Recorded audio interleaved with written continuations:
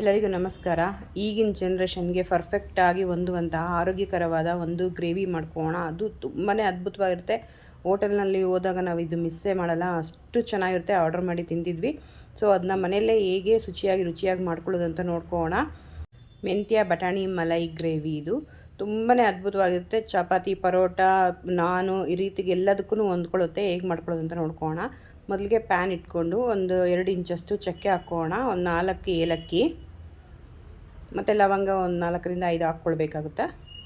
ಹಸಿಮೆಣ್ಸಿಗೆ ಖಾರಕ್ಕೆ ತಕ್ಕಷ್ಟು ಹಾಕ್ಕೊಳ್ಳಿ. ಇಲ್ಲ 5 ಹಾಕ್ಕೊಂಡಿದ್ದೀನಿ, ನಾನು ಒಂದು 4 ಜನಕ್ಕೆ ಆಗುವಷ್ಟು ಗ್ರೇವಿ ಮಾಡ್ಕೊಳ್ತಾ ಇದ್ದೀನಿ. ಸೊ ಗೋಡಂಬಿ ಒಂದು 6-7 ಹಾಕ್ಕೊಳ್ಳಿ. ಬೆಳ್ಳುಳ್ಳಿ ಒಂದು 4ರಿಂದ 5 ಹಾಕ್ಕೊಳ್ಳಿ, ಸಾಕಾಗುತ್ತೆ. ಈರುಳ್ಳಿ ಒಂದು ಉಳಿದು ಕಟ್ ಮಾಡಿ ಈ ರೀತಿ ಹಾಕ್ಕೊಳ್ಳಿ.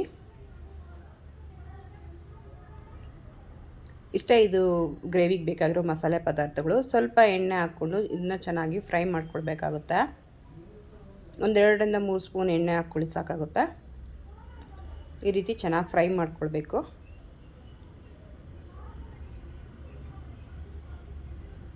ನೋಡಿ, ಇಷ್ಟು ಫ್ರೈ ಆದರೆ ಸಾಕು. ಅರ್ಧ ಗ್ಲಾಸ್ ನೀರು ಹಾಕಿ ಇದನ್ನ ಚೆನ್ನಾಗಿ ಕುದಿಯೋಕೆ ಬಿಡೋಣ.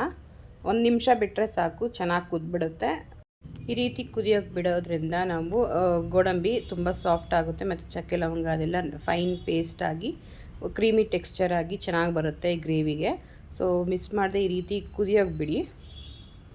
1ರಿಂದ 2 ನಿಮಿಷ ಬಿಟ್ಟರೆ ಸಾಕು, ಚೆನ್ನಾಗಿ ಪೇಸ್ಟ್ ಆಗೋ ರೀತಿ ಬೇಯುತ್ತೆ ಇದು.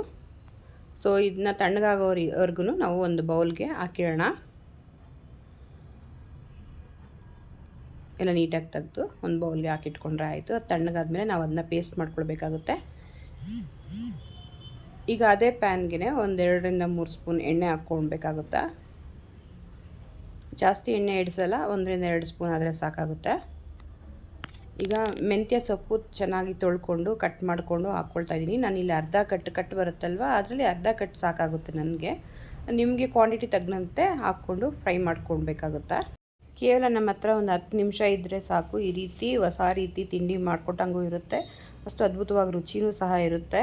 ಮಿಸ್ ಮಾಡದೆ ಈ ವಿಡಿಯೋ ಪೂರ್ತಿ ನೋಡಿ ಮಾಡ್ಕೊಳ್ಳಿ. ಇದೇ ರೀತಿಯೇ ಪರ್ಫೆಕ್ಟಾಗಿ ಬರುತ್ತೆ. ಸೊ ನೀರಿನ ಅಂಶ ಸ್ವಲ್ಪ ಕಮ್ಮಿ ಆಗ್ತಾಯಿದೆ, ಸ್ವಲ್ಪ ಚೆನ್ನಾಗಿ ಬೆಂದಿದೆ. ಈ ಟೈಮಲ್ಲಿ ನಾವು ಫ್ರೋಝನ್ ಬಟಾಣಿ ಅಂತೀವಲ್ವ, ಸೊ ಅದನ್ನ ನಾನು ಇಲ್ಲೊಂದು 4ರಿಂದ 5 ಸ್ಪೂನ್ ಹಾಕ್ಕೊಳ್ತಾ ಇದ್ದೀನಿ. ನಿಮ್ಮ ಹತ್ರ ಈ ಥರ ಬಟಾಣಿ ಇಲ್ಲ ಅಂದರೆ ಒಣಗಿರೋ ಬಟಾಣಿನ ನೆನೆಸ್ಬಿಟ್ಟು ಬೇಯಿಸ್ಬಿಟ್ಟು ಈ ರೀತಿ ಹಾಕ್ಕೊಳ್ಬೋದು, ಅದು ಸಹ ಚೆನ್ನಾಗಿ ಬರುತ್ತೆ.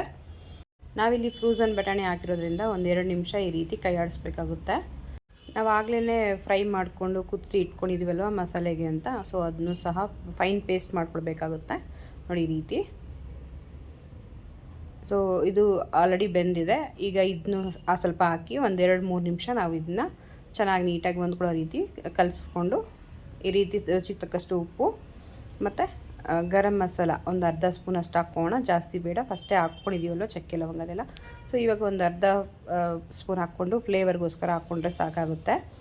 ಹಾಕ್ಕೊಂಡು ಈ ರೀತಿ ಮಿಕ್ಸ್ ಮಾಡಿಕೊಂಡ್ರೆ ಆಯಿತು. ನಮಗೆ ಪರ್ಫೆಕ್ಟಾದ ಮೇಥಿ ಮಟರ್ ಮಲೈ ರೆಡಿ ಆಗಿಬಿಡುತ್ತೆ.